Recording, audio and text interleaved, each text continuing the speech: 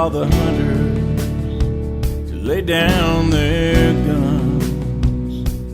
Tell them that the tiger needs a little bit of love. Let them run the jungle, let them roam their land.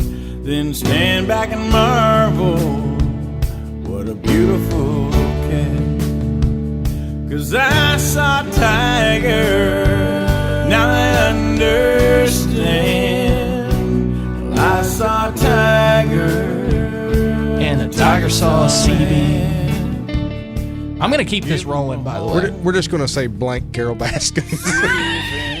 I love his song. You got me there, Ethan. All I could think about was the Tiger King. Yep. Please pardon him, by the way. Pardon that man. Get him out of prison. I need another reality show that I like.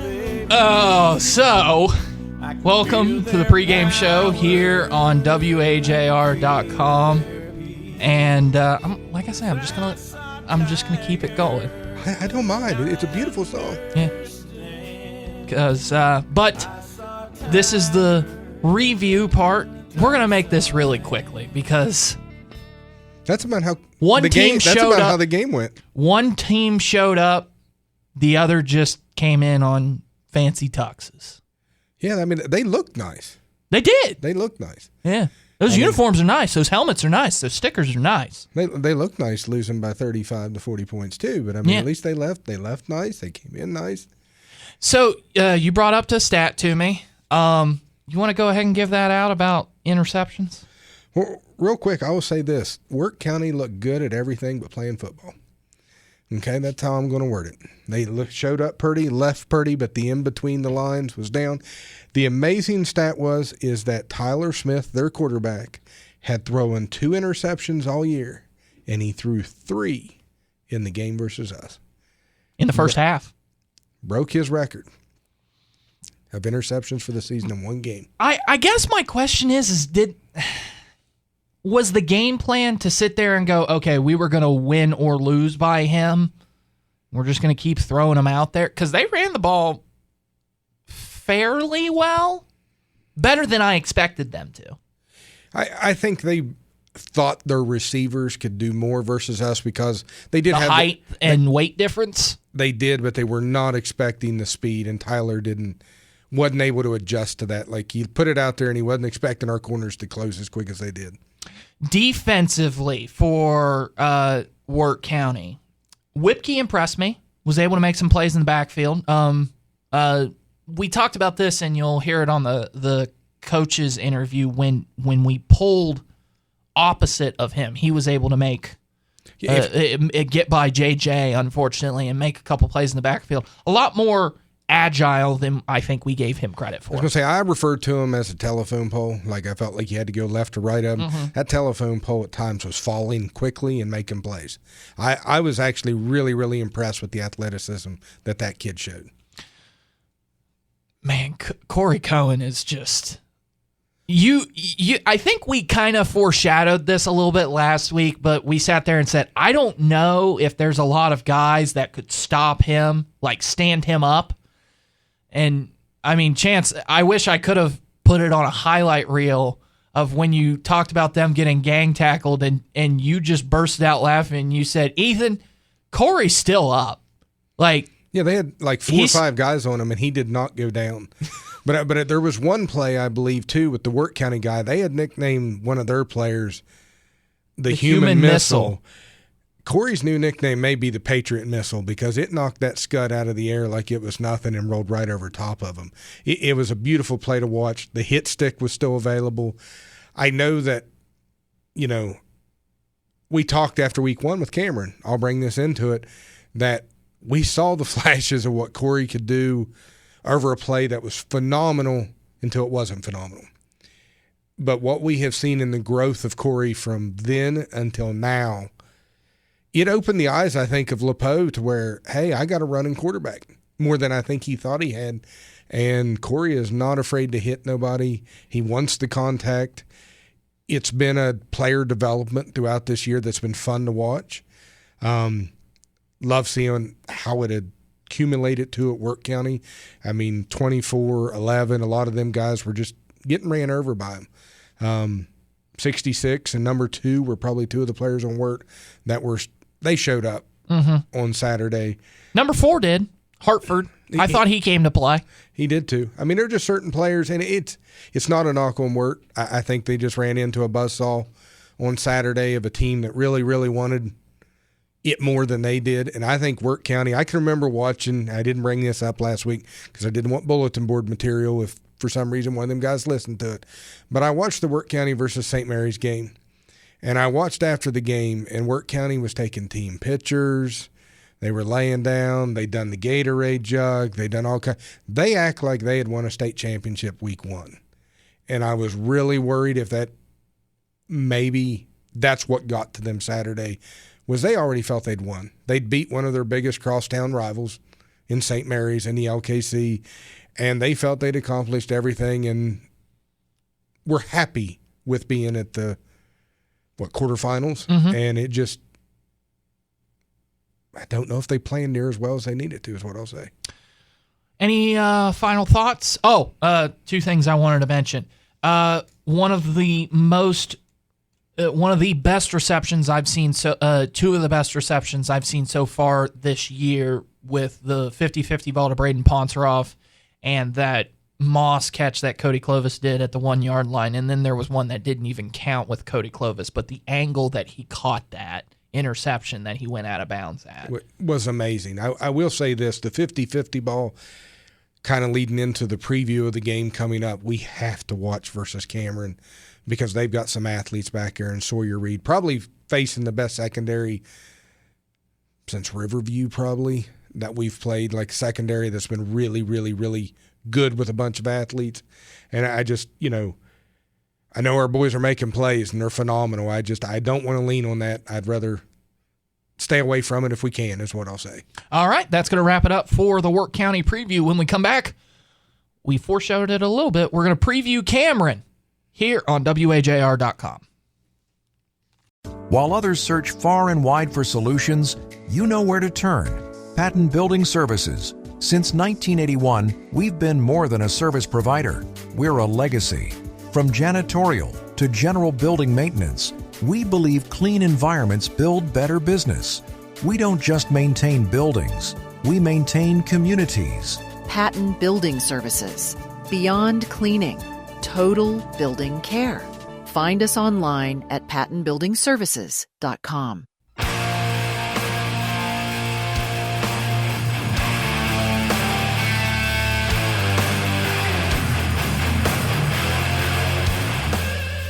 I bet one person knows in the studio what this song is. Where Dragons Dwell by Grozier. Whoa!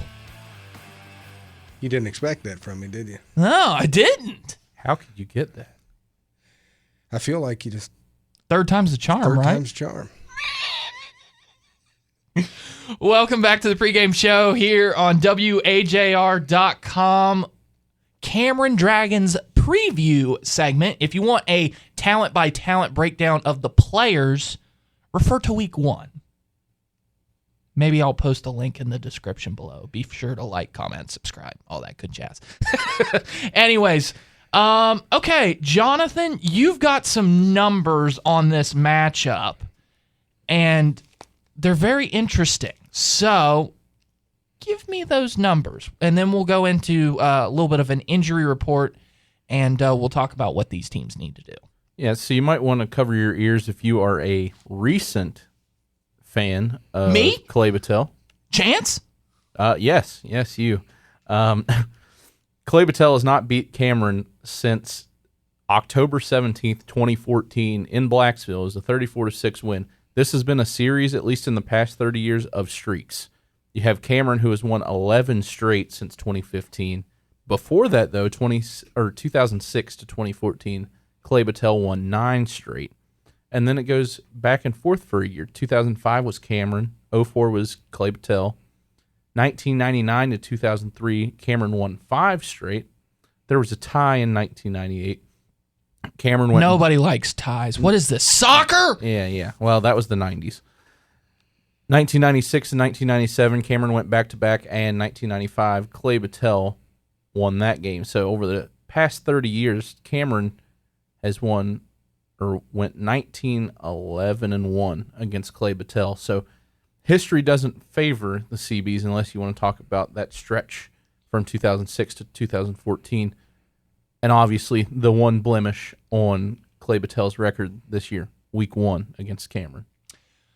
But no team is the same from week 1 to week 11. Correct. So we'll talk about the injuries here first for Cameron. The only one that stood out to me, they've lost an offensive lineman. I think it's their right guard. But the one that really circles to me is Talon Brown. He's one of their defensive ends, leading defensive players, according to your numbers, Jonathan. 64 total tackles, which is second on the team. 11 tackles for loss and 5 sacks, which leads the team in both of those categories. So he's a playmaker on defense. And, Chance, if you remember, he's the guy who had a couple rushing touchdowns because he likes to motion into the tailback position, and they put Holland in at the fullback position in a power pistol. So that's one of your weapons on offense that's going to be out as well. I mean, anytime you lose a player of that caliber, you got to make changes. But at the same time, we've seen Cameron's made those adjustments. They're still winning. But it is going to be a team that we face with a different look, is what I'll say. They're going to lose one of their dynamic players, and it'll be interesting to see how we as the CBs and the coaching staff decide to attack that. But I was listening to Jonathan's stats, and something interesting. If I am correct here, and you can correct me if my math is wrong, Clay Battelle has won 11 games straight since losing to Cameron week 1, and Cameron has won 11 straight versus the CBs. So there is a streak of 11 in a row that is going to be broken. That has to fall. And also the last time the CBs won against the Cameron Dragons was 2014, which, by the way, was the last time that the CBs were in the playoff semifinals. Yeah, history. Time is a flat circle. Yeah, it really is. So, with that being said, let's talk a little bit about what Cameron did in that Wahama game to win.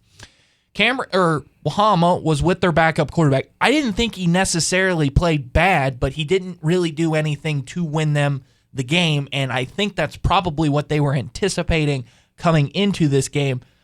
Cameron flat out outplayed him. Despite these injuries that we have talked about, this is still a very good team. Well coached. It doesn't matter. 100%. It doesn't matter what players he gets or where he sticks them in there. Tim Brown will have his Dragons prepared come Saturday to give the best shot that they've got versus the CBs. And I believe the CBs with Aaron Lepeau are headed down that same trajectory of being prepared. It's going to be like two 18-wheelers colliding come Saturday afternoon. Yeah, I think so. And again, I understand that Wahama had their backup quarterback in, but to drop 42 on the road in any That's not on your backup quarterback. That's pretty impressive. I think what Cameron did last week was almost as impressive, if not, well, I wouldn't say more impressive than the Chapmanville-Bridgeport game, but it's up there. It's really up there. So, and that was against Coach Toth, which is one of the best in the state. Coach Brown also up in the top. I mean, he has 7-5 playoff record. He knows how to win, and this team was in the state title game a year ago. So I was about to say, do you think that played a little bit of wanting to avenge that loss in the state championship game? It was a little bit of extra motivation for this Dragons squad. 1,000%. There was a lot on the line that was for helping Cameron along the way. You had that added motivation. You had a Wahama team that had, if my numbers are correct, a 25-game win streak. Pretty much everything momentum-wise was like, hey, Cameron, go and make this upset happen, and they did. So Clay Battelle has their hands full.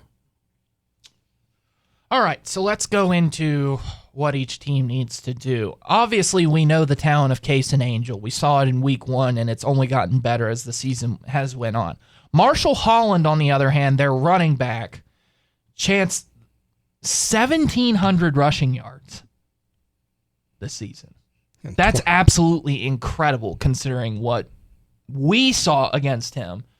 And I'm sure Coach LePeau is going to mention it in the coach's interview. He's gotten a lot better. I think he just has adjusted to that offense, the scheme fit. The CB's able to shut him down week one for most of the game. It will be one of those, what are the adjustments made by both? Because I got a feeling that probably after week one, with him not contributing as much, I'm sure that if we watch film close enough, there were some adjustments that Cameron made that probably opened Holland up. I do know that what killed us in week one was the Case and Angel to Sawyer Reed connection, and it was 2 big plays that really were the and I think the other downfall that day. I think the other touchdown was Taylon Brown. I think it was a rush to the outside, and I think it was like maybe the first or second possession of the game. Yeah, Sawyer Reed is probably one of the most dynamic receivers that we've seen all season, and he's been torturing us for 2 years, and he's going to torture us for 1 more year after this because he's only a junior.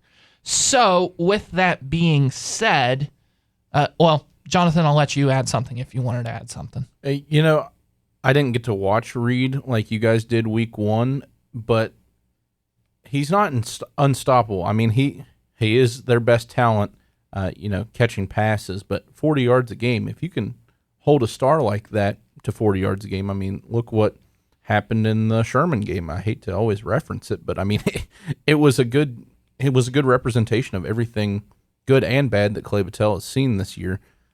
Chance, has half of his touchdowns come against us? Because he's only got 4 touchdowns on the year, Sawyer Reed does. Yep, I was noticing that too. Wow. He had 2 of them against us, and one of those, if we remember correctly, Santa Fe twisted his ankle, and as soon as he came off the field, they stuck Eli Cottrell in. Well, we had a lot of cramps and stuff like that. But you had a senior quarterback and I guess a junior receiver, not 2 seniors. Either that or Tim Brown called it in and said, hey, the cornerback's out, let's take our shot. And it ended up going for 7 points. Do you know how many yards off chance he had against CB? Not off the top of my head, no. Ballpark it. I'm wanting to say like 115 is what I'm remembering. Okay, No, so I don't think it was over 100. Okay, he had 2 catches of 40 yards apiece. Let's just call it 100 then. If that's the case, that means he's still their top receiver and definitely going to be a threat. But 443 receiving yards this year. I mean, he's still great, but I don't know. It's definitely a run-heavy team. It's just wild to me because we held Marshall Holland pretty well, and he's got 1,700 rushing yards. He's got 7 yards per carry. Chance, I think we did the math after the game in the postgame, and he only had about, maybe 3 yards a carry? It was something like that. The average was not – we'll just say the average was average. Yeah. So, that being said, okay, so let's flip to the CB side here. That unbalanced package that you hear us talk about all the time, where they switch Cameron Mercer from left tackle position over to right beside Zach Gump. I think that's the formation, and it's been a bell cow formation that they've used a lot in the playoffs. This is a formation, I feel, that was implemented into the season to beat Cameron. It will be interesting to see how Cameron adjusts to it because they play more of a 3-3-5 stack. Yeah. In order to stop that, only 3 defensive linemen. That means there's at least a couple linemen that are free to get to your second line of defense unless they can break through. I'll make a prediction. I think, yes, that formation will be huge, but I think the huge play that will come off of it is when we run to the weak side out of it. I think there's going to be an option play out of that. It's going to put one-on-one with number 56. I think you said they're either leading tackler or second leading tackler. Leading tackler. And if we're able to Corey's able to make the right decision between pitch and keeping, I think it could lead to a very, very big play. Because I think at some point in time, if you're able to even just consistently get 3 to 4 yards on that, if they have to adjust to it, it's going to lead to a one-on-one situation between your quarterback and tailback and one defensive player. Jonathan? Nothing? Kind of caught me off guard there. Sorry. I was listening. It didn't pay off. Okay. Final thoughts for the matchup before we wrap this up and go towards the coach's interview. Chance, I'll start with you. I'm looking forward to the matchup. Same here. I think since week one, we walked off the roof in Cameron. We looked at each other with the athletic director, and we said, see you again in the playoffs. Both of us did, respectfully. Yeah. There was no disrespect. He looked at us and said, you guys are a lot better than we thought. And he himself even said, we'll see you later this season, and I'll be darned if the bracket hasn't set itself up, and we're here. And I can remember last week, I didn't necessarily predict a Cameron win, but I did predict, once again, it will be close going into halftime because Cameron – can stop the run. At that time, had no idea the quarterback for Wahama was out. But I think that little change gave Cameron the advantage. Nobody expected as big of a victory. I do think that Cameron just broke the will of Wahama, which is something the CBs have to keep themselves out of come Saturday. Watch the turnovers, and don't allow, if you get down early, don't let it break you.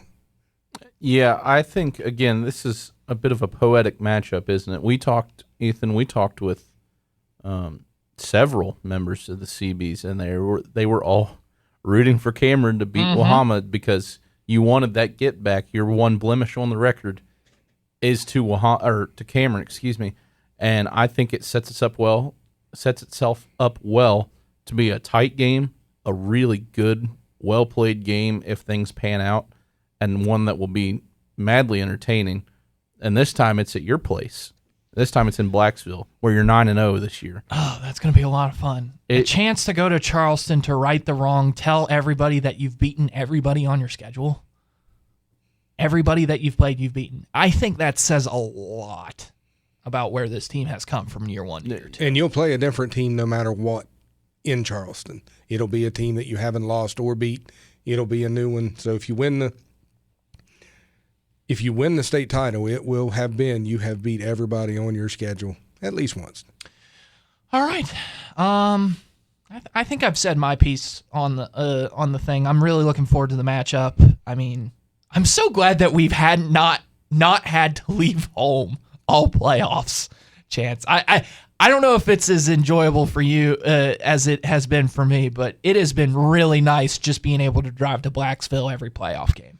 Well, if you remember correctly, on that roof, week one at Cameron, I was freezing. My hands were shaking. I was not expecting the weather we got. You would have been worse. And I am so happy we have heated press box and everything else to work out of in Blacksville, and it has been great through these playoffs to be able to have that and not be outside in the elements. Yeah, I think we were talking earlier this season when I first started to come on that, how cool would it be just to have maybe one playoff game and you could solidify that. And then it went up to, you can host 2 games. And out of nowhere, now you're hosting a 3rd game and you won't have to leave home unless you go to Charleston. That is awesome. Yeah. Hope to get a big crowd with all the cowbells. I know the Collins family's going to be there. Peter Collins. Making the trip. Joe Collins, they're coming up. Well, they only got one high school left to watch now. And I know they have cowbells. Unfortunately, it broke. No. We might have to get them new cowbells by the time, because Dad likes to. He likes the cowbell. Yeah. All right. We'll be back with the coach's interview here on WAJR.com. Health works for you, for rehab and fitness too. Keeping high school athletes healthy is something that HealthWorks Rehab and Fitness takes great pride in. That's why our certified athletic trainers work with many area schools during practice and on the sidelines during tonight's game. Unfortunately, injuries do happen in sports, at work, and at home. At HealthWorks, our goal remains the same, to get you back in action. When you need physical therapy, you need HealthWorks. HealthWorks Rehab and Fitness, Morgantown, Westover, Cheat Lake, Blacksville, Smithfield, Waynesburg, Fairmont, and Buchanan. When your body hurts, go to HealthWorks. Our people make the difference in the way you feel each day. When your body hurts, go to HealthWorks.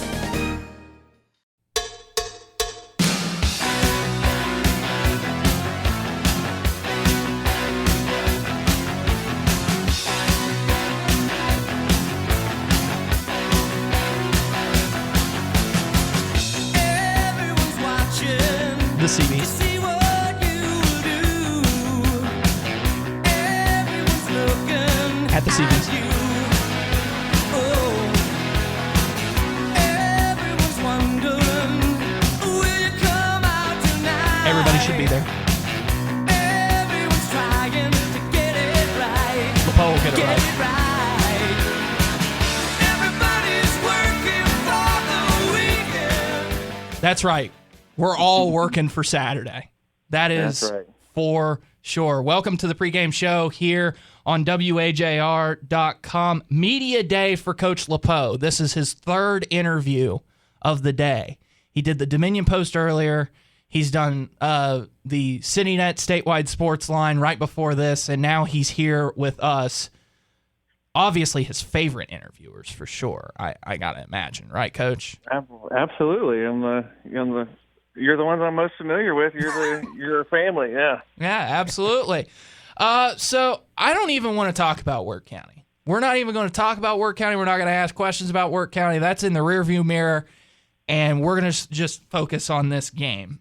So the first question I want to ask you is that obviously everybody knows that you've met Cameron in week one. Where have you seen Cameron make improvements from week one to now? What do they do a lot better? I feel like their running back, Marshall Holland, has improved a lot. He transferred from John Marshall and, changed his loyalties over to Cameron. So I think he was it was game one when we played him, so he was probably still learning their system and maybe just a little hesitant and a little still learning and thinking instead of reacting. And he's running hard and reacting, and he's doing really, really well. So I think he's improved. Case and Angel, their quarterback's always been a top performer. He's been awesome. I do think that they've improved in a lot of the areas we have, just like with cleaning up assignments and improving on technique and things like that. I don't know. Same question for you, but for the CBs. Where have the CBs improved since they last saw Cameron? We've improved in a lot of places. We didn't quite know who we had and what we had. Still, it was we had a lot of new players, and it was year two still for me, and so a big thing is we found out that Corey's a dual threat quarterback. We found that out in the Cameron game. I know we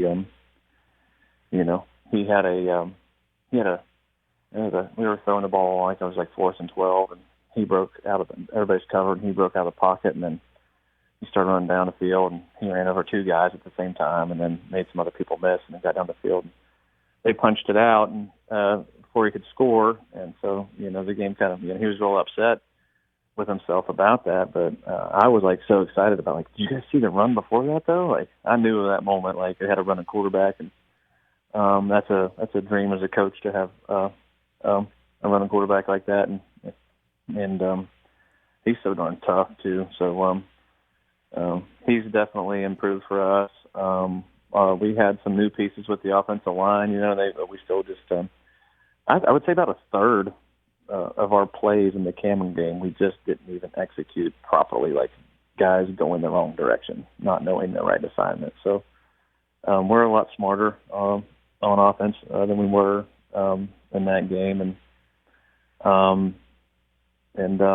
our defense was still good then. Our defense has been consistently good all year long. So, I just think we definitely have an identity of, we're a tough, hard-nosed football team, and we know who we are now. We know what we're good at, and there's no hiding that fact. I was going to ask, we found out we're playing on Saturday. Were you happy about that, or were you expecting to play Friday? Just kind of wondering what was your preference, or did you have a preference of when to play? I'm happy. I'm happy to play Saturday. We had been playing on Saturday, so I really thought they'd pick Friday because they played their game on Friday, and state championship games on Friday. And the championship game's on Friday, but if we would, when you jump from a Saturday to a Friday, you lose a day in preparation, and so I was fine with still playing on Saturday. So it's nice, even I'm glad it went back to 1 o'clock instead of 4. So, I'm just tickled to death to be playing another game at home. I cared a lot less about actually when it was, but no, I'm totally happy and fine with Saturday. And I was also just wanted to note before I pass it back to Ethan that song was played during one of my favorite Saturday Night Live skits ever. Yeah. And it was Patrick Swayze and Chris Farley as the Chippendale tryouts. Oh, that's a good one. Yeah. I'll pass it back to Ethan on that note. I had to watch a lot of Patrick Swayze movies. My mom had a crush on him growing up. So I've seen them all. I love that. I love that. I'll play off that thing at home. Are you tired at playing at home, or What? Absolutely not. No. I'm not tired of playing at home. No, it's nice to be at home. It's a lot more fans get to come to the game. It's to sleep in your own bed. You get to hang out in your own locker. You don't have to pack a bunch of stuff up. You've had the equivalent of a full regular season at home. This will be your 10th game at home this year. Crazy, isn't it? Yeah. So, next question I have for you is asking about your relationship between you and Coach Tim Brown. We've gotten to talk to him a couple times in passing at the state championships and stuff like that, and I think he's really turned that program around and taken it to new heights, obviously taking them to the state championships last year. What's your relationship like with Coach Brown? I don't say we have much of a relationship. We're courteous and talk to each other when we see each other, but he's not one of those coaches that calls and texts and tries to build a friendship or anything like that. He's a lot more guarded and sneaky with his film instead of being open up front with things like that. So he got nothing but respect for the man. But that's our relationship is. He's somebody. He's been doing this for a while. So somebody like me, it's a year or two. It's somebody to look at and try to emulate and be like them. They have the kind of program they've had over for a decade of the kind of what I want to do for Clay Patel for the next decade, be playing for state championships on a yearly basis. So nothing but respect for the man, but we don't know each other very well at all. Yeah, I mean, you bring that up, and I mean, I see, Coach Tim Brown just seems very businesslike. But you brought up that point of wanting to make your program kind of into what Cameron's already got into, and I've made this correlation between you and Jody Moat now for 2 years since I've came in. But that was what no bias or anything. No, but that's what came in with Jody. Was Jody came in, and this will bring up Ethan's high school. Williamstown had a program that was set for about 5 to 7 years, was really rolling, making the playoffs, playing for championships, and we were in the doghouse, we'll say, like St. Mary's wasn't good at all. But Jody came in, got the kids working in the weight room, working during, outside the football season too, in the weight room, working on things, and really turned it around. And I see so many similarities between the CBs and what I remember seeing back there during those years. And I think it's just one of them. It's you got to, I guess, find a way to get over that mountain for say that's in front of you, that way you become that program that Cameron has been for about 2 to 3 years now. Yeah. When I applied, for the job and got the head coaching job, I knew that I had some specific coaches in mind, and I knew if I could talk them into coaching and being a part of the staff, and then I knew I have some really strong feelings about how things on the offensive line need to be done. I've been an offensive line coach my whole life in my coaching career. And I played linebacker in college, and so I have some real strong feelings about how the defense should be. And a lot of it's all just fundamental, like in the very minute details of fundamentals. And I knew that Clay Patel could have, the kind of tough, talented kids that, like these, military academy schools and college, that we could have that degree of toughness and discipline that we could be successful on a yearly basis, and be having that kind of program. I didn't know it would happen this fast, and I think one of the things that's accelerated is Wetzel County schools, shutting down 100, and I finally was able to nail down my sometimes I feel like I get on a soapbox about it. I don't always like the word when we call Jackson Huggins and Trey Huggins, Colt Sandy and Tyler. I don't like calling them transfers, and I figured it out. It's because like the normal transfer, he changed his loyalties. He left a school behind and teammates behind and coaches behind and a community behind that like still exists. He like changed loyalties, and these boys from 100 didn't do that. They're not leaving anything behind. In fact, if like 100 still existed, they'd be in the playoffs this year. If all those kids that ended up at North Mary and ended up here, if they were all on the same football team, my goodness, it'd be great. And but they didn't leave.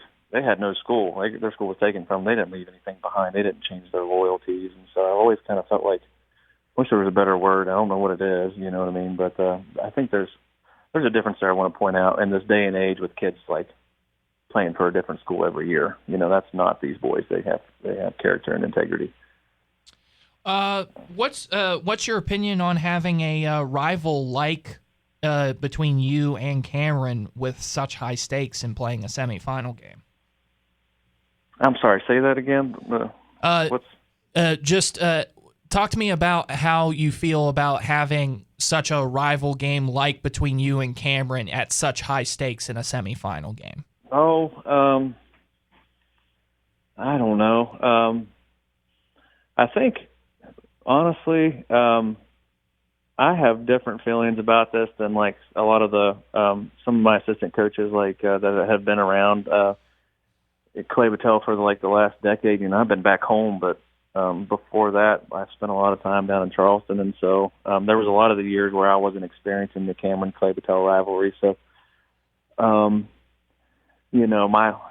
my experience, down in 2014, I was at we're at Capitol, and we were we won the state championship, but in the semifinals, we beat Martinsburg, who hadn't lost a game to a team in West Virginia in the last 4 years, and so that was pretty magical to get a big giant win like that. And it's kind of funny. It was that game was everybody that's been part of that was it was described as slaying a dragon, as a mythical story of doing something that was that hard to do. And so and now we are I'm back home, and we're in the semis, and we're playing the Cameron Dragon. So it's there are one opponent that has beaten us, and so we get an opportunity to get back at them and right that wrong. And I think so there's plenty of there's plenty of motivation for people that want to be motivated by that kind of stuff. I just, for me, I just want to be the best I can be, and I want my team to just be the best versions of themselves. And so,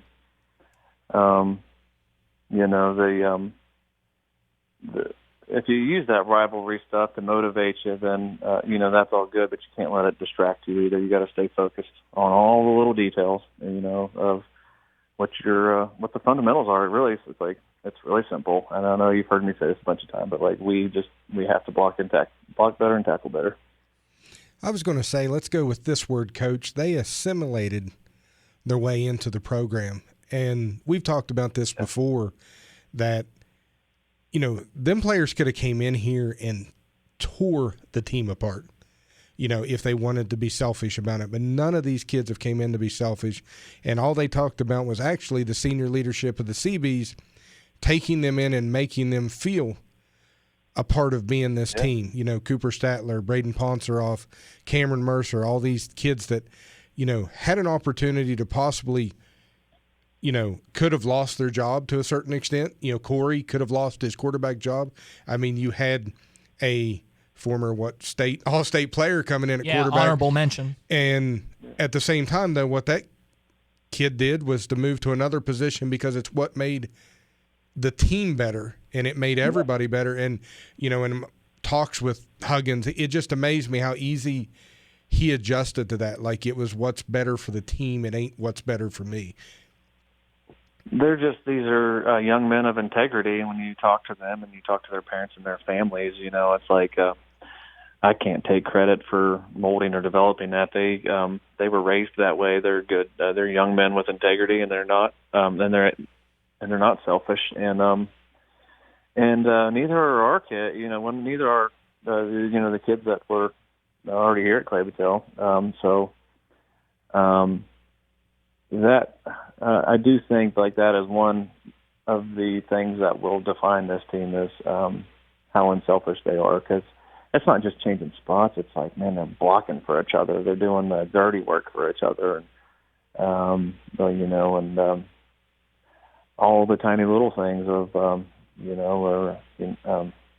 that are unselfish. And so it really is a beautiful thing to see, because it's rare, and they came together as a family real fast, and it was just kind of easy. And I can't even say I did anything intentionally to help facilitate that. It was really just a bunch of really good kids that have integrity and have morals and values that they've learned at home already, and they've brought it all together in a football team and have made the team better by being that way. I will also say I feel like your seniors and yourself have done a really good job, and you told me this when you took the job, is that you need to do a really good job of recruiting your own hallways, and I feel like you've done that very, very well at Clay Battelle. Not just maybe just you, but Cooper, but Braden. I mean, getting Cooper Payton this year was, I mean, you want to talk about a dog. That kid is a dog. Colt Chaney has been an excellent addition to your depth piece, and really has done good jobs when we've seen him play in the few times that he's played. And I feel like when you recruit, kid they recruited was Caleb Bragg. Yeah, Caleb Bragg has been an excellent free safety. I mean, hardly anything's gotten past that kid. In the few times that he's needed to step up and make a play, he's made that play. So I think it's a testament to your seniors and yourself about how well you've been able to recruit your own hallways. But another question I have for you is how good does it feel for Mon County just in general to have a quarter of the semifinals be represented by Mon County in Single A and half of Quad A being represented by Mon County? I can't speak for all of Monongalia County. I don't, I know Blacksville and Wadestown and 100 and Core and Jake's Run and Daybrook. I know all the haulers out here are tickled to death for Clay Battelle. I do think that, like, in today's day, and even when I was younger, like, I was familiar with the kids. I had friends at University High and Morgantown High, and so we knew each other. So I think there's a lot of connections with the kids and the players. I think there's a lot of mutual support. I think they know a lot of the boys in at Morgantown High and University High and vice versa, and they're happy for each other, which is pretty cool for the community, the larger community. But it's also kind of cool that, for us, all off season and things like that, 7-on-7s, you don't have to go very far to find good football. As far as, iron sharpens iron. We have a lot of good football right around here in Mon County that we can go participate in and hone our skills with. And so that's pretty cool. Yeah. It's a good area. I mean, it's great to have this much good football right around us. Last question I have for you. You're off school this week, so you've kind of gotten to have the players do a professional-like feel, just being able to focus on football this week. Talk to me about the community support this week and what your routine is and how the community can help the team this week. Well, some of these boys are like they fancy themselves as professional hunters too now, so it's hunting season. So there's a little bit of a balance there, but I don't know. I think some of them are fair weather hunters too, though. They were sitting in the shanty at the heater and not getting rained on today. They weren't. They're not mountain climbing or anything, chasing the big buck. But so there's a little bit of that. I think it gets to this point of the year where it's been a long grind and so I think it's probably good for them to get a little bit of extra sleep. I think they've been getting some sleep. They're showing up.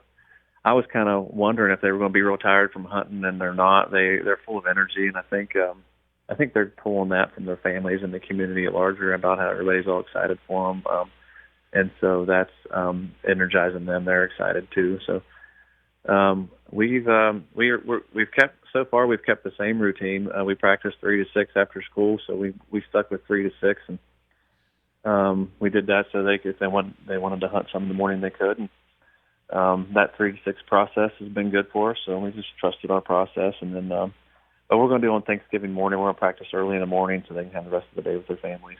And then, so really nothing too fancy other than maybe you get the benefits of a little extra sleep and a little extra home cooking. Well, I mean, it's nice to take a nap in the woods. I've heard that's like a good time. You know, you just sit in the woods and relax. Chance, you had something? Right, you brought up the Thanksgiving dinner, and it just curiosity killed the cat over here, Ethan. What's your favorite side on Thanksgiving, Coach? Oh, there we go.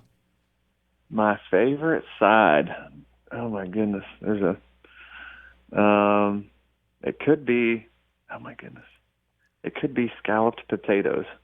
Have you ever heard of scalloped potatoes? Yes, good certainly. selection. Good selection there. Now, I'll ask this. Do you enjoy a cold turkey sandwich with Miracle Whip the next day as much as I do? I almost enjoy it more than the warm turkey the day of. But I might even eat one that night, like after the turkey's just been in the refrigerator for a couple hours. I might have one of those Thanksgiving night, but a little salt and pepper on it with the mayonnaise. Never done that. May have to try that this time. Yeah, I just add a touch of salt and pepper on there with it. Yeah. Favorite thing to watch on Thanksgiving Day? Is it the Macy's Day Parade? Is it the dog show? Do you like watching the Lions or the Cowboys? Probably watching the Lions lose every year. Not this year. Not the last couple years. They've been pretty good. Not the last couple. No, yeah. I got a friend that's from. He's a big Lions fan. He's from up there, so he's always posting every year something about that. Yeah. And you got the Ohio State-Michigan game coming up here pretty soon, so that'll be fun too. Yeah. I think that's on Friday, is it not? Is it on Black Friday? Usually it's on Black Friday. I'm not sure. Not sure. It may be on during our game, but I think we got Army-Navy coming up next week. Is it next week? No, conference championship is next week, and then we have Army-Navy the week after that because Army-Navy doesn't count towards the schedule, which I highly disagree with. Anyway, we're getting on a soapbox here, Coach. Appreciate your time, and we'll look forward to seeing you on Saturday. Hey, thanks for always trying to spotlight our kids, and it's great that you guys have put all this effort into making sure that they're getting recognized, and it helps make it exciting, and really appreciate it, and I know the community appreciates it too. Thank you for coaching and the players for putting a good product out there on the field. Trust me, it's easy to do our job when the team is this good. Well, hopefully we can keep on doing that for you. That's absolutely. All right, take care, Coach. Yep. All right, that is the Coach's Interview, sponsored by HealthWorks. When your body hurts, go to HealthWorks, 9 convenient locations to serve you. Chance, he's gotten his family time a little bit more. He was able to talk to us, even though it's a little bit later, because he's gotten to spend time with family all day. Yeah, it almost sounded like maybe it was time for him to take a break from the family when he said he had to watch the 3 kids all day. I want to ask real quick before we get off, Ethan, your favorite side on Thanksgiving. So, my mom makes homemade noodles from scratch. That's always really good. My Mel and I used to make homemade applesauce. That was pretty good. My mom makes a really good applesauce. Does pumpkin pie count as a side, or is that just purely a dessert? I'll let it count as a side. I'm okay, all right I really do like a good slice of pumpkin pie. Okay. So, yeah, I mean, and believe it or not, I don't. Audience doesn't know this. You know this. I am a very picky eater. However, my fiance has not allowed me to be a picky eater as much as I have been in the past. And I will tell you that ever since I've gotten with her, my taste buds have changed to where I really do like turkey now.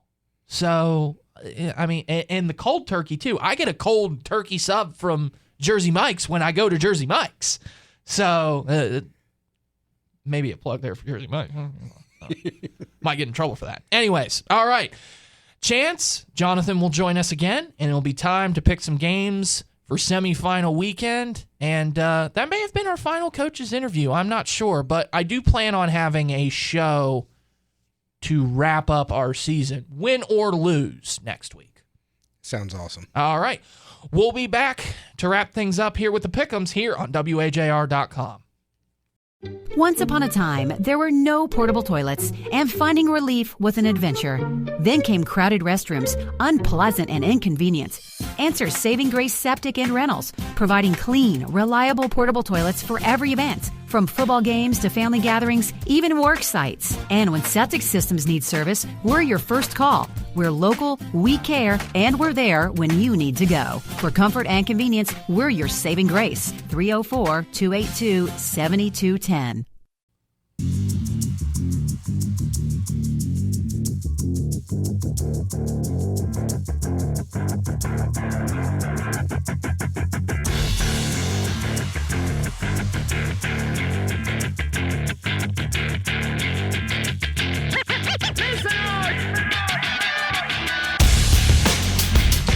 Welcome back to the pregame show here on WAJR. Semifinals time. So you know what that means, that the pick segment gets a little bit shorter and shorter each and every time, which is kind of nice for all parties involved. You're probably tired of hearing our voices. You're probably tired of us talking about games. But, of course, you know, as always, we have the usual co-host of the show, Chance Collins. Whoop, whoop. And the host emeritus, Jonathan Edwards. Yeah, I'm just happy to be here. Yeah, he's just here so he doesn't get fined. I'm doing this for free. That is true. That is true. All right, so we're going to go over things class by class. We'll do the quarterfinals review and a semifinals preview for each class. We'll start out with Quad A. Let's skip those first two games. Martinsburg versus Wheeling Park, 55-35. Jefferson squeaks by in a close one over George Washington, 28-21. I would talk about that game a little bit, but I did not watch it. I have not seen highlights of it, so I can't talk about something that I haven't seen. So we'll talk about the games that we did see. Chance, I know you watched a little bit of it on Friday night, and I know we listened to a lot of it on Saturday afternoon. So, with that being said, we'll start off with the game that occurred on Friday night. University pulls off, we'll debate this later, the upset of the playoffs so far. I think you can agree with that, at least looking. Actually, I'm going to disagree with that. Yeah, I know you're going to disagree with that, but and that's fine. But, Jonathan, you're the tiebreaker. Probably my second biggest upset. Okay. It's close, I'm though. outvoted. It's really close. I'm outvoted. All right.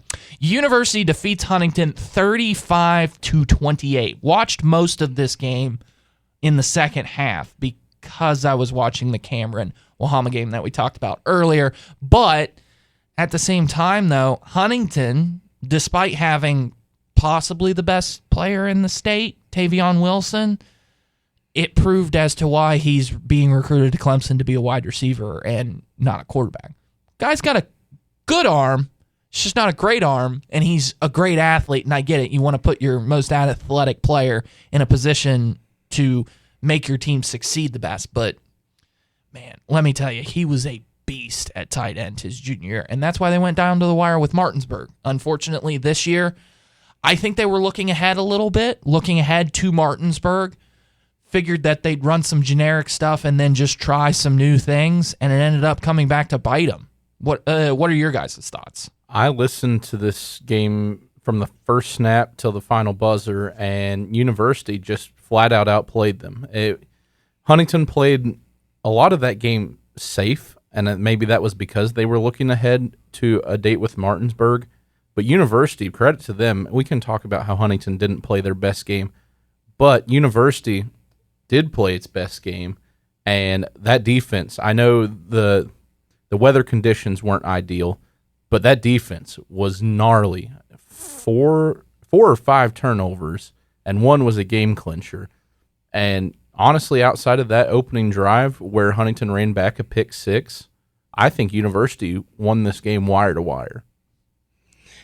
I think it just proves, I mean, there's no doubt that the best athlete Huntington had is the guy that was playing quarterback, playing wide receiver by the end of the game. They had I think he was just injured. I think he was just he was hurt. Yeah. Okay, I thought I seen him at receiver, but either Maybe way, should have been ejected for targeting. I know that's not a thing in high school football, but that was a nasty lick. I'll just word it this way: it proves that football's a team game, and not an individual sport game. And I'm sure that will be involved in some of your picks later on. It will, and the lower classification you get, a little bit more that one player can dominate a total game. But in Quad A, there's just too many athletes out there to just one player normally to overcome it. And I think I'd said it was going to be close at halftime, if I remember correctly, but I really thought Huntington would pull it out. But, a major win by University. That's a good stepping stone for them. And they beat themselves. Huntington had a lot of penalties, if I'm correct, a couple personal foul calls. Yeah, the flags were flying everywhere all night and on both sides, but especially University has cleaned it up, though. Yes, absolutely. Throughout the season, yes. Still some issues with that, but Huntington, again, just over and over again, at the worst possible times, too. They would finally catch a break, and then they get a 15-yard penalty. Yeah. We'll talk about injury status of University coming up in the semifinal preview, but let's move on to the Morgantown Spring Mills game. 34-33 in double overtime. Is that correct? Double overtime, triple overtime? I think it was triple, wasn't it, Jonathan? I think they were tied at the end of 2. I think it took a third to do it. Yes, because the second overtime, they both missed a 2-point conversion. Okay. I'm almost positive that's triple. Yeah, that's jogging my memory now. I think it was triple overtime. So, triple overtime, Morgantown blocks an extra point to win this game, but Morgantown looked to be on their heels and not playing their best game. It's honestly a miracle that they were able to pull this one out. Would you agree, Jonathan? Yeah, I would say so. And I think, across several classifications this week, a lot of top teams got exposed. If they weren't eliminated, they were exposed. And I think Morgantown still had a great offense, obviously, and came up big when they needed to, and that's what a good team can do. But you still gave up 33 to Spring Mills, which at times has relied a lot more on its defense and less on its offense. So to give up 33 at home and have to squeak out a triple overtime victory, that's what good teams do. You win those games, but also you know a lot more about Morgantown than you did earlier this year. Spring Mills came in. I think you're going to hear a lot of this in either the games that were played last week or the games that are coming up this week that we talk about. Spring Mills wanted revenge. They had lost to Morgantown earlier in the season. They were up here with a chip on their shoulder to prove that what happened in the regular season was a fluke, and they wanted to make up for it. And that chip on your shoulder can mean a drastic amount of enthusiasm, adrenaline going for a team. And I think in the end, the better team probably won. But because of that chip on the shoulder and trying to get revenge, it gave them that extra little boost to play Morgantown right down to the point that if they make an extra point, they're moving on, and Morgantown's not. I think this is just me talking here, but the longer that game went on, I think it went more in Spring Mills' favor. 100%. I think Morgantown wasn't expecting that much adversity, and Spring Mills at that point was like, hey, we have nothing to lose. Let's go out and empty the playbook. And they did. And, you came up 1 point short.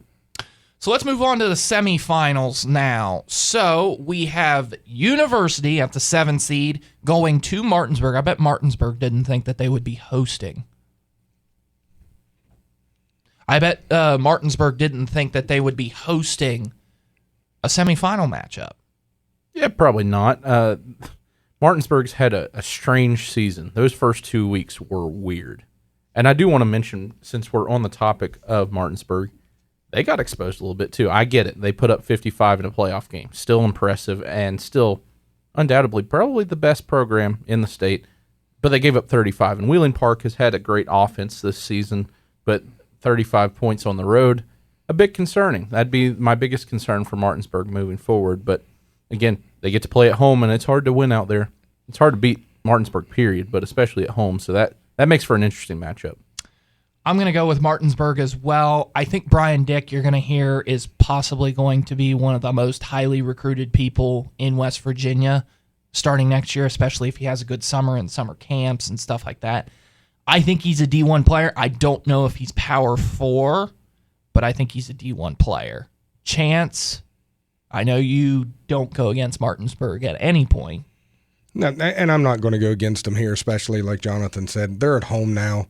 I did kind of keep track of the score between Martinsburg and William Park, and a lot of those points by William Park came once Martinsburg kind of had the game in control.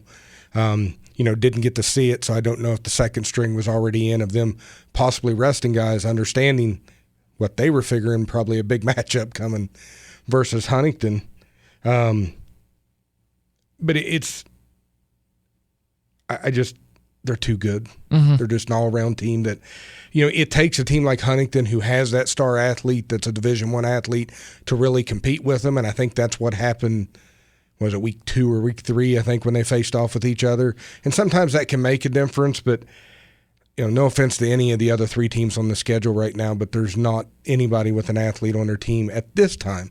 I know the Morgantown quarterback's a really young quarterback that I feel can hang with them. Also, University's probably going to be without their starting quarterback. It's not confirmed, but it's most likely they're going to be without their starting quarterback. So they're going to be severely one-dimensional. So it's not looking good for University. But still, to get to this point, I think is a absolutely fantastic season for the University Hawks. Yeah, I don't think anybody expected them to be there. I think it's, of course, we expected the playoffs. It's Quad A. Practically everybody makes it. But to get there and get the upset of Huntington, you don't want to say you've accomplished what you set out this season for, but at the same time, you've definitely achieved a lot of the goals. You may not get the state championship, but at the same time, they're going to go into it with nothing to lose. That's my next thing. I mean, we can all predict Martinsburg easily, in quotations. I guess my thing would be, why don't we predict how long University stays in this game? Because I think they're going to go halftime. I'm thinking mid-third. Okay, I'm going to ask this. What is out of the game? 3 scores? Mm-hmm. Yeah, we'll call it 17 points. 17 points? So I guess that would be 3 scores, yes. 2 minutes into the second quarter. Oh, wow. But you can come back from 17 down. In the second quarter, at least. You can. I mean, when do you okay, let me rephrase. When do you think it will be completely out of reach for University? There's no score number. This is just a vibes thing here. I do not change my answer, and I still say halftime. 6 minutes into the second quarter. Okay, I'm thinking early to mid-third. Jonathan thinks they'll hang her out. All right, next game on the agenda, and the only other game in Quad A, Jefferson against Morgantown. Certainly going to be the more interesting matchup. Jefferson, a completely different team, started off the year 0-4 and have not lost a game since. Morgantown, 1 loss, that is to Martinsburg. However, I think I said Huntington and Morgantown would play in the state championship at the beginning of this playoff, so I'm now out on that prediction. And now I'm just sitting here wondering if I just need to completely change it and go with Jefferson. I know, Chance, you went with Jefferson, right? You're probably sticking with it, right? I did, and the Morgantown fans, if they listen to this, they want to get upset at me for not choosing Morgantown. I chose Jefferson, I think, the first 4 weeks of the season, and they lost all 4 games. I'm believing in this team now. I think the adjustments and the changes have been made. They're playing as a team. That last week, I think Morgantown got beat up. They may have came out of it with a win, but taking, as we say, their double or triple, like we think overtime, that takes a beating on the body, and I think in the end, I think Jefferson's just rolling at this point in time and until they run into the juggernaut known as Martinsburg. Yeah, I think I'm going to actually take Jefferson over Morgantown as well because, again, Morgantown went through the ringer last week. They do have home field advantage, but, again, Jefferson, I've listened since probably week 6. I've listened to their coach come on high school game night every week, and he has made a believer out of me because the way he has turned that team around is nothing short of impressive. And I think when you play hot at the right time, you're hard to beat. I've said this during the regular season. Once a team is on a roll, it's hard to stop. I would take a hot 8-4 team over banged up 11-1 team any day. We'll talk about some teams on a roll with AAA here coming up. So we'll move on to AAA now, and Spring Valley, we're going to work backwards here. Spring Valley gets a 28-0 win over Robert C. Byrd. Chance, you were wrong about that one. Nitro defeats North Marion 57-38. 57 points on North Marion is very impressive. It sucks that Nitro has to play Princeton. Or wait, no, Nitro plays Chapmanville. Okay, maybe. I don't know. Princeton plays Spring Valley. But the one that we're all going to talk about here is the fact that Chapmanville defeated Bridgeport 33-27. I watched the highlights of that game. Chapmanville just matched Bridgeport's athleticism because, as I've said, Bridgeport's not as athletic as people give them credit for. They are athletic, but Chapmanville, there's a reason I said the very first time I was on this show that they were a wagon, and then I picked against them the next week. But all that aside, I mean, Chapmanville was just the better team, flat out. Yeah. And Bridgeport tried to do the usual Bridgeport things that they dominate everyone with, and Chapmanville was A, ready for it, and B, they were just better. And plain and simple. So, and Chapmanville could actually pass the ball at a decent rate. It's almost like an undefeated team is pretty good. I understand Bridgeport was seeding. Undefeated too. I understand the seeding. I was going to say, everybody looked at the schedule. They seen what they had played, and they were, we downplayed it, is what a lot of us did. Even I did, at least going against Bridgeport. Like, I was rooting for them all season long. It felt like I just felt they were going to run into a juggernaut that they weren't going to be able to do. But the thing I've been impressed with all season long with Chapmanville is I feel they got speed at all 11 positions. And I think against Bridgeport, they hit their gaps. They played as a team, and with that speed, it's not that they stopped Bridgeport to a certain extent because Bridgeport still scored 27 points. A lot of people would ask, how did Chapmanville put up 33? Now, I will say on the highlights, it looks like they got one big quarterback.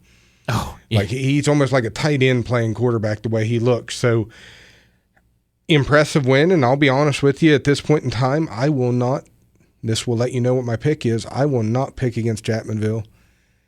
Even if they make the championship game versus Princeton, I am picking Chapmanville to win it all. If you can beat the best, you might be the best. Yeah. In order to be the best, you got to beat the best, and that's what they did. Well, they just did. Okay, so foreshadowing a little bit here. I'll go with that game first. Saturday, Chapmanville versus Nitro. I bet Nitro didn't think that they would be hosting a semifinal game, but couple of the best players in the state of West Virginia play for Nitro, but Chapmanville might just be the better team. Jonathan? If Chapmanville can outrun Nitro's defense, which is possible, I think Chapmanville can win this game. But I want to give Nitro their flowers, man, because you can talk about some of the top players, but one that goes under the radar, Cohen Lusher on defense, has just mauled people. And he's broken the record books, and he doesn't get as much love as maybe some other players in recent Nitro lore. But Lusher has been, I mean, he's a stud, and shout out to that whole family because I love them. But all that being said, Chapmanville, how can you pick against them right now? Yeah, I've learned my lesson. I am now familiar with Chapmanville's game, and I'm not picking against them. I'm not going to say from here on out because we've still got one more game left to go, and I still like my 2 points for Princeton. The bigger news that may be coming out of this is the point that Nitro guard has withdrawn his commitment. He has decommitted from his verbal agreement. With? I want to say it was Miami. It was somewhere down south, but he has decommitted and is available for Rich Rod and them to go get it. And I tell you what, seeing him with the Brown kid we just got from Penn State on one side of that line looks like a pretty good dynamic duo. So if for some reason the Nitro kid happens to hear this, even though I can't remember his name right now, it'd be nice to see him blue and gold. Spring Valley versus Princeton. Jonathan, is this the time we get a Timberwolves coaching masterclass and they squeak by into Charleston? this is the thing. Princeton's probably the biggest juggernaut out of all the ones left that I just never get a chance to watch for some reason. And Hoover gave them a heck of a ball game, and I loved that Herbert Hoover squad. Guess we didn't even really talk about that one. No, it was a 41-35 game. I mean, it was a heck of a ball game. But, man, I just don't know. Come back to me on this one. Give it a chance, and then I'll... Chance? Timberwolves coaching masterclass coming here? Or are the Princeton Tigers going to pass this team into oblivion? Chance Barker, that's the quarterback's name, right? Yes. Chance Barker? Yeah, for Princeton. I think that's your Kennedy Award guy if he's in Charleston. It is, but the one thing, you go back to, I believe it was last year's title game, if I'm correct, was it Bridgeport and them, or was it Bridgeport and Herbert Hoover? It was Bridgeport and Herbert Hoover. Herbert Hoover beat them last year in the semifinals. It was a 63-56 game. Yeah, that game was nuts. Yeah. I think the key to beating Princeton is going to be to keep the ball away from them, and I know that's what Spring Valley wants to do. This may be the game that I'll ask Jonathan the same question he asked me on, is at what point in time does Princeton put it away, if they put it away? And where's your definition of putting it away? Yeah, because I don't know if Spring Valley might give Princeton 5 possessions. I think that's going to be their goal, is to shorten it as much as possible. And I'm trying to bring up the schedules here for Spring Valley to kind of compare them with somebody that they've already played. But there's some part of me that wants to believe in Spring Valley. I know RCB, a lot of people won't consider to be a big, big win, but at the same time, when you blank them, that's impressive. You're there, and I think they're just going to want to keep the ball away from Princeton, and that's Princeton's biggest fear. If Princeton is able to shut them down running the ball, it completely changes it. But if for some reason they can keep it close enough, if Spring Valley can somehow be within 7 points come the fourth quarter, Princeton may break. Okay. Yeah, I needed some, I don't know, I just needed a little bit. Didn't you need a little campaigning? I did, and I was starting to lean towards Spring Valley, and all things considered, it seems like Princeton loses a big game every year. Yeah, it they seems do. like they just can't shine bright, and I've seen Spring Valley, and this might just be because I grew up around them and hated them for so long. They've beaten Martinsburg before. They've beaten Huntington a million times. They've beaten Midland a bunch. They're basically a quad A team. And part of me, I'm thinking the program itself is just more built for this. And I know that changes year to year with players, but the culture of Spring Valley, I think honestly that gives them the upper hand in this game, and I'm going to take them over Princeton. Okay, we're dragging along here. We gotta kind of move quickly, but luckily we've got only one game to talk about in single A. So, or a couple games to talk about in single A. But we first go to double A. Here's how the quarterfinals worked there. Frankfort absolutely mashes Mingo Central 50-15. Bluefield, when they saw Midland Trail, they said, great, good, fantastic. They beat them 45-7. Philip Barber, I thought this would be a lot closer. Jonathan, you and I were talking, and we thought we did too, but they put up the most points this week with 69 points and only allow Clay County to get 7. So Philip Barber 69-7 over Clay County. But the upset, if you want to call it an upset, 5 seed defeats 4 seed, 38-27. Doddridge County beats Independence. Chance, your Bulldogs made you look good again. Told you they were one of the top 3 teams in double A, and they proved there's that. 4 teams left, so there is, but they're one of the top 3. I would take them as much as Philip Barber's kind of an enigma to me. I still think Bluefield and Frankfort are the 2 teams kind of around that area with them. After watching the game, because I watched a good bit of the Doddridge game on West Virginia Metro News TV app. Good plug. A little plug in there. Thank you. I have Frankfort on my sheet, but I tell you what, if there's a team that's going to beat Frankfort, it's going to happen this weekend. I don't think either of the other 2 teams can beat Frankfort. I think Doddridge County can give them everything they can handle. So we talked about this a little bit, Jonathan. we said, how long does Doddridge keep it close with Frankfurt? But the problem is that each of these teams are probably going to get one possession per quarter, so it's really hard to blow a team out when you only get one possession per quarter. You think, sorry to put words in your mouth here, but you think Frankfurt is going to win, but you think it will be in dominating fashion, just not on the scoreboard? You kind of hit the mark a little bit. Tell me where I'm off. Okay. I never think this game is going to get out of a 14-point range by any means. I don't think Frankfurt wins by more than 14. And I could totally see Doddridge County winning this game, and I'll take the wrong pick because I've seen Doddridge County in person twice, both being last year. But I've kept up with them a lot. And again, but I think Frankfurt, honestly, might be more dominant, not all time, but recently than Wahama or Bridgeport. But this one's also tough. I like Doddridge County a lot, and they have a great coach. But Frankfurt, man, what a wagon. And I think if there's going to be any wagon that stays alive right now, it's going to be Frankfurt.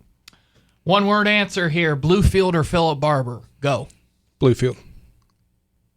Philip Barber. Philip Barber. I just looked at Philip Barber's schedule. I said one-word answer. And then you turn around and said another statement, so you passed the one word too. Just letting it be out there. Let's move on to single A now. Wheeling Central takes care of business and wins 41-8.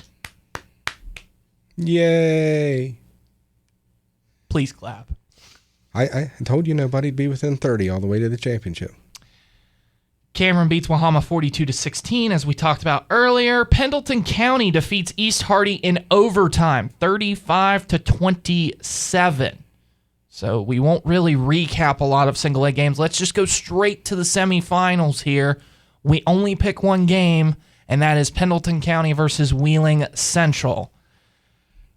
I think this game's going to be close, man. I think it's going to be close. Who do you want? Who do you want to start? I can start. Okay, yeah, Jonathan. We need to let Chance settle down there. I'll have the quicker response of the three of us. I really want Pendleton County to hang around, but Wheeling Central, the ultra healthy team in the state of West Virginia, I wonder why, is going to win by 30. Only team left in the playoffs that doesn't have double-digit wins. Wow, that's kind of crazy. Actually, no, that's not true. Even if it's not true, it's still kind of crazy. Who would it be? Who else is there? University, if you want to count that. Cameron actually doesn't have double-digit wins.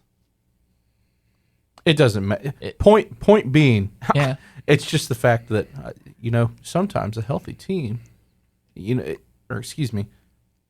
team might be healthy if they don't play most of October, yeah, and early November. Chance, go ahead.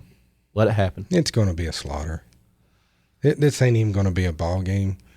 Wheeling Central will be at the casino by halfway through the second quarter. High-rise poker tables or something like that? No, making picks. And they're probably able to over-unders. They're probably able to gamble, too, along the way. I mean, because they're probably... Goodness gracious, guys. They're probably all over age. We don't know. They're probably fixing birth certificates. All right, you lost me there. School can be dominant, but... I am 16. Anyways, I think this game's going to be closer than people give it credit for. I'll give this game 3 quarters. Wheeling Central pulls away and wins 42-28. Blanks them in the fourth quarter. Yeah. I think that's a fair statement. Okay. 56-6. Okay, that's a little bit much. I don't think it'll be like that. Well, Wheeling Central makes spreads and over-unders. Yeah, exactly. Jonathan? I'm saying 35-14. Okay. Here's it. Wheeling Central may be out to prove a point, and they may score 6-7. Oh. Okay. I can help myself. All right. You're done. We're done. Hope to see you all at the game on Saturday afternoon. Like I say, Chance, I'm going to try to get this out on Wednesday so people have something to listen to on their car rides home for Thanksgiving. But We will see you Saturday at 1. It is on terrestrial radio, so it will be on the same link that we've had all playoffs long for the Clay Battelle Seabees. And we hope to hear you loud and proud and with your cowbells. So that's going to do it for the pregame show here on WAJR.com.